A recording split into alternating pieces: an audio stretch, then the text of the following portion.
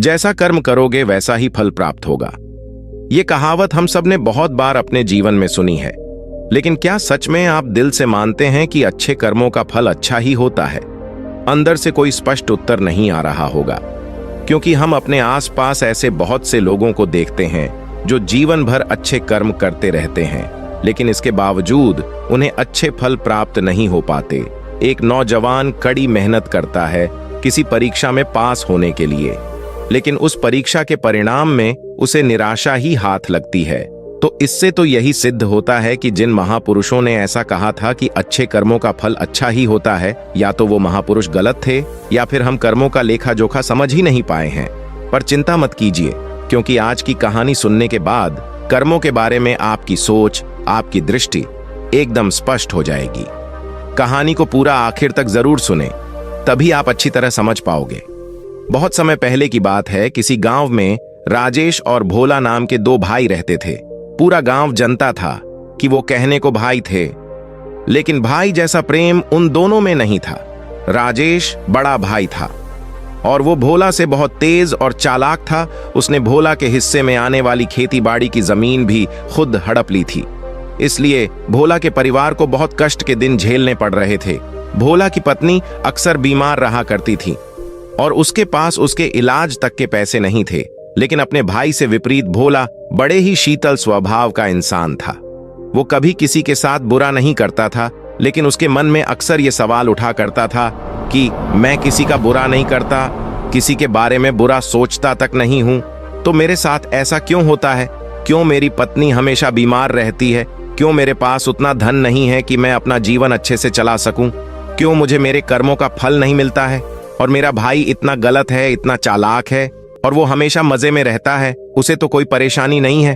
वो सोचने लगा शायद बुरे कर्मों का फल अच्छा मिलता है, अच्छे कर्मों का फल अच्छा नहीं मिलता, और धीरे धीरे यह विचार उसके मन में घर करने लग गया। उसी गांव से कुछ दूर एक सन्यासी अपनी कुटिया बनाकर रहा करता था। जब भी वो सन्यासी गांव में भिक्षा मांगने के लिए आता तो सबसे एक ही बात कहता था कि जो तूने किया वो तेरे हिस्से और जो मैंने किया वो मेरे हिस्से। भोला इस बात का कभी अर्थ समझ नहीं पाया। एक दिन जब वो गहरी चिंता में डूबा हुआ था तो उसके कानों में यही शब्द पड़े कि जो तूने किया वो तेरे हिस्से। जैसे ही ये शब्द भोला के कानों में पड़े, वो गुस्से से तिलमिला उठा। उसने गुस्से से उस सन्यासी से कहा कि हे महात्मा, आप हमेशा ही इस एक बात बोलते रहते हैं जिसका कोई मतलब नहीं है। अगर आपकी बात सत्य होती तो मैं जीवन में अच्छे कर्म करता आया हूं, तो मेरे हिस्से में तो अच्छे ही काम होने चाहिए थे, अच्छा ही फल प्राप्त होना चाहिए था। लेकिन मुझे कुछ भी अच्छा फल प्राप्त नहीं हुआ। मेरी पत्नी हमेशा बीमार रहती है, खाने तक के पैसे नहीं होते हमारे पास। सन्यासी ने बड़े ही शांत स्वर में कहा कि ऐसा प्रतीत होता है बेटा की परिस्थितियों से तुम हार मान चुके हो। कठिन परिस्थितियों ने तुम्हारी सोच पर गहरा असर डाला है। बुरे समय ने तुम्हारी सोच भी बदल कर रख दी है। तुम्हें काम करना, आज संध्या के समय कुछ फल लेकर मेरे आश्रम में आना, फिर मैं तुम्हारे सारे सवालों के जवाब दूंगा। और ये कहकर वो सन्यासी अपना भिक्षा पात्र लेकर अगले घर की तरफ निकल जाता है। संध्या के समय भोला ने कुछ फल खरीदे और गांव से दूर उस सन्यासी की कुटिया की तरफ निकल पड़ा। जैसे जैसे वो रास्ते पर आगे बढ़ रहा था, उसे अथाह शांति का अनुभव हो रहा था। क्योंकि रास्ता गांव से दूर था, इसलिए उसमें कोई हलचल नहीं थी। बस रास्ते में जगह जगह कुछ लंगूर और बंदर दिखाई दे रहे थे। भोला के मन में आया कि वो कुछ फल उन बंदरों और उन लंगूरों को खिला दे। लेकिन फिर उसने सोचा कि अगर मैं फल लेकर सन्यासी के पास नहीं गया तो मेरे सवालों के जवाब मुझे नहीं मिलेंगे। इसीलिए बंदरों से वो फल बचाता हुआ उस सन्यासी की कुटिया तक पहुंच गया। जैसी ही भोला उस कुटिया में पहुंचा, वैसे ही सन्यासी बोल पड़ा, अगर मन में था तो ये फल खिला क्यों नहीं दिया बंदरों को? ये सुनकर भोला आश्चर्यचकित रह गया। सन्यासी को कैसे पता चला कि उसके मन में बंदरों को फल खिलाने की इच्छा उठी थी? उसने पूछा, महात्मा, आपको कैसे पता चला कि मैं बंदरों को फल खिलाना चाहता था? सन्यासी ने बड़े ही शांत स्वर में कहा कि जरूरी यह नहीं है कि मुझे कैसे पता चला, हम तो सन्यासी है, सबके मन की बात पढ़ लेते हैं। जरूरी यह बात है कि जिस तरह बछड़ा हजारों गायों के बीच अपनी मां को पहचान लेता है, उसी प्रकार कर्म भी अपने कर्ता को ढूंढ ही लेता है। ये कर्म मेरे ही हाथों होना लिखा था। और ये कहकर सन्यासी ने उसके हाथ से फल लिए और बंदरों को खिलाना शुरू कर दिया। भोला इस बात का मतलब समझ नहीं पाया, इसलिए उसने उस सन्यासी से सवाल किया कि महात्मा, मैं आपकी बात का आशय समझ नहीं पाया। कृपया कर मुझे अज्ञानी को इस बात का मतलब समझने की अनुकंपा करें। सन्यासी ने बड़े शांत स्वर में कहना शुरू किया कि बेटा, मनुष्य को हमेशा यही लगता है कि वही करने वाला है, वही करता है और वही कर्म करेगा। लेकिन समझने की बात यह होती है कि कर्म आपका खुद चुनाव करता है, आप कर्म का चुनाव नहीं करते। अगर आप किसी कर्म को करने के योग्य हैं तो हजारों लोगों के बीच में से कर्म आपको अपने आप ढूंढकर निकाल लेगा। इसलिए योग्य बनने पर ध्यान दो, कर्म करने पर ध्यान मत दो। अगर तुम सिर्फ कर्म करने पर ध्यान दोगे तो कभी योग्य नहीं बन पाओगे। योग्य बनने के लिए जिन कर्मों की आवश्यकता होती है, पहले उन छोटे छोटे कर्मों को करना शुरू करो, और जब तुम योग्य बन जाओगे तो बड़ा कर्म, या कहें कि मुख्य कर्म, या फिर जिस कर्म के लिए तुम बने हुए हो वो कर्म तुम्हारे पास खुद चल कर आएगा। उदाहरण के लिए तुम इन बंदरों को देखो। इन बंदरों से छोटे छोटे कर्म करके पेड़ों पर चढ़ना सीखा, गुलाटियां लगाना सीखा, और इसी प्रकार छोटे छोटे कर्म करते हुए ये मुझ तक पहुंच गए। और मुझ तक पहुंचने के बाद इनके पास इनका खाना खुद ही पहुंच गया।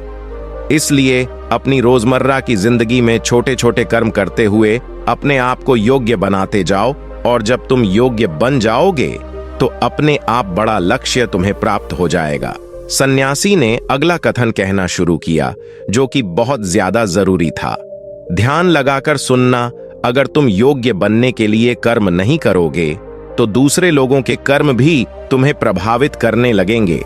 जैसे तुम्हारी पत्नी कई दिनों से बीमार है, तुम अक्सर यही सोचते हो कि मुझे किन कर्मों की सजा मिल रही है, लेकिन समझने की बात यह होती है कि तुम्हारी पत्नी बीमार अपने कर्मों की वजह से है, तुम्हारे कर्मों की वजह से नहीं है। तुम्हारे कर्म अच्छे हैं, लेकिन क्या पता तुम्हारी पत्नी के कर्म अतीत में अच्छे ना रहे हों, जिसकी वजह से वो बीमार हो गई हो, और तुम्हारी पत्नी के कर्मों की वजह से तुम्हें भी दुख झेलना पड़। और इसी प्रकार बहुत से मनुष्य अपने बच्चों की वजह से, अपने परिवार की वजह से, सबकी वजह से खुद दुख झेल रहे होते हैं। रहा हो, लेकिन जरा सोचो, अगर तुम योग्य होते तो तुम अपनी पत्नी का खुद इलाज करवा पाते, उसकी बीमारी दूर करवा पाते। और क्या पता अगर तुम योग्य होते तो तुम्हारा किसी दूसरी पत्नी के साथ विवाह हुआ होता जो स्वस्थ होती, लेकिन तुम योग्य नहीं थे, इसलिए अपनी पत्नी की वजह से तुम दुख झेल रहे हो। अगर तुम योग्य बन जाओगे तो दूसरे लोगों के कर्म तुम्हें प्रभावित नहीं कर पाएंगे। सन्यासी ने भोला को चेतावनी देते हुए कहा, याद रखना, भोला, आपको वो नहीं मिलता जो आप चाहते हो, बल्कि वो मिलता है जिसके आप योग्य हो। इसलिए अपनी योग्यता को बढ़ाने पर काम करो, उसके लिए कर्म करो। कर्म का फल पाने के लिए कभी कर्म मत करो। भोला ने सन्यासी से हाथ जोड़कर एक सवाल पूछा कि महात्मा, मुझे यह बताएं कि मैं अपनी योग्यता कैसे बढ़ा सकता हूं, ताकि मेरा मुख्य कर्म मुझे खुद ढूंढ सके। सन्यासी ने बड़े ही शांत स्वर में कहना शुरू किया कि बेटा, इसके लिए बड़े ही सरल सरल उपाय होते हैं। सबसे पहला उपाय है कर्म करके भूलते जाओ। तुम जो भी कर्म कर रहे हो, अपने योग्य बनने के लिए उस कर्म को करने के बाद भूल जाओ। ये मत सोचो कि उससे तुम्हें क्या प्राप्त हुआ। इसलिए कहा जाता है कि कर्म करो, फल की चिंता मत करो। अगर तुम फल की चिंता करोगे तो वास्तविकता में तुम कर्म कर ही नहीं रहे होंगे। अक्सर मनुष्य की पीड़ा का ये एक बहुत बड़ा कारण होता है। वो सोचता है कि मैं कर्म तो अच्छे कर रहा हूं, लेकिन मुझे फल प्राप्त नहीं हो रहे हैं, और यही पीड़ा उसके मन को ठेस पहुंचाती रहती है, उसको अपने लक्ष्य से भटकाती रहती है। किसी कर्म को करने के बाद अपना आकलन जरूर करें, लेकिन फल की चिंता ना करें। भोला ने सन्यासी से सवाल किया कि महात्मा, हम अपना आकलन कैसे कर सकते हैं? सन्यासी ने उत्तर दिया कि बेटा, जब भी तुम कोई काम पूरा करते हो तो काम पूरा करने के बाद खुद से ये सवाल पूछो कि क्या इस काम को करते समय तुम्हारा ध्यान इसी काम पर टिका हुआ था, या तुम्हारा ध्यान कहीं और भटक रहा था।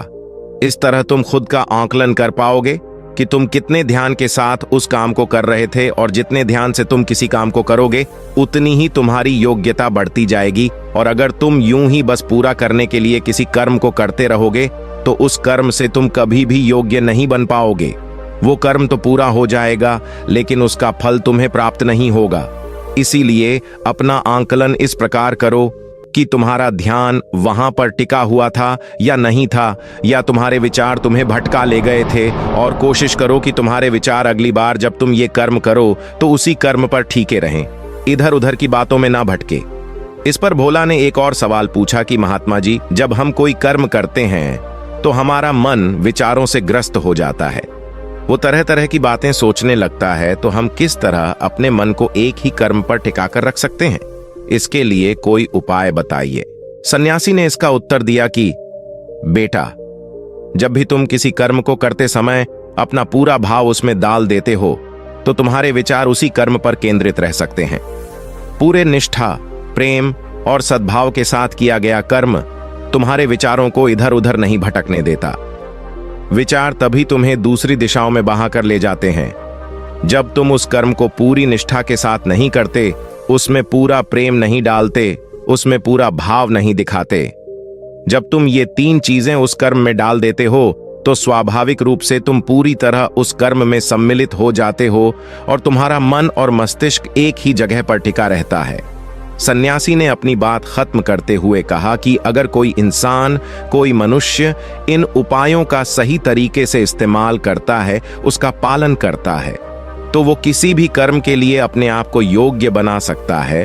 और एक बार अगर वो योग्य बन जाता है तो उसी बछड़े की तरह उसका कर्म उसे अपने आप ढूंढ लेता है।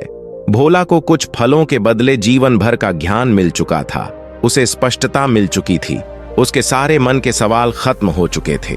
उसने सन्यासी को प्रणाम किया और वहां से अपने घर के लिए निकल पड़ा। रात हो चुकी थी और रास्ते पर अंधेरा छाया हुआ था। वो इन बातों के बारे में विचार करता हुआ अपने घर की तरफ निकल पड़ा। दोस्तों, अगर आपको यह कहानी पसंद आई है तो इसे जरूर शेयर करें। धन्यवाद।